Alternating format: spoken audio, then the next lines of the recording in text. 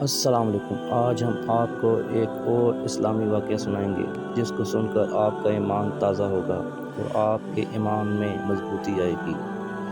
Bayazid Bastami اللہ کے حضور میں۔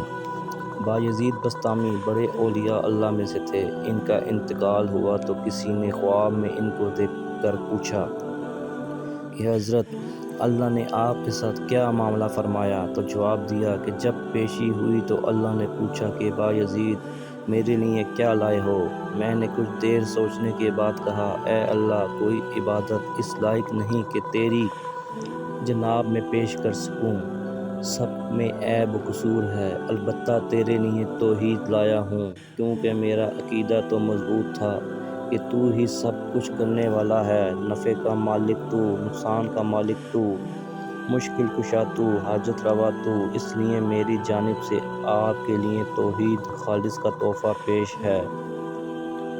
فرماتے ہیں کہ اللہ نے فرمایا کہ اچھا توحید لائے ہو، ذرا وہ دودھ کی رات والا قصہ یاد کرو، کیا یاد نہیں کہ تم نے کہا تھا کہ دودھ نے پیٹ میں درد کر دیا تو میں نے لا علمی ظاہر کی، تو اللہ نے خود یاد دہانی فرمائی اور کہا ایک رات تم نے دودھ پیا تھا، پھر تمہارے پیٹ میں درد ہو گیا تو تم نے کہا تھا کہ دودھ نے پیٹ میں درد پیدا کر دیا، بتاؤ درد میں پیدا کرتا ہوں یا دودھ کرتا ہے؟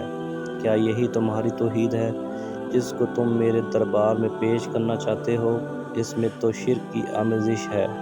حضرت بایزید رحمۃ اللہ علیہ فرماتے ہیں کہ میں نے کہا کہ اے اللہ، میرے پاس تو کچھ نہیں ہے، نہ کوئی عمل، نہ کوئی نیکی، نہ ایمان و توحید جو تیرے شایان شان ہو، اس لیے محض تیرے فضل سے معاف فرما دے۔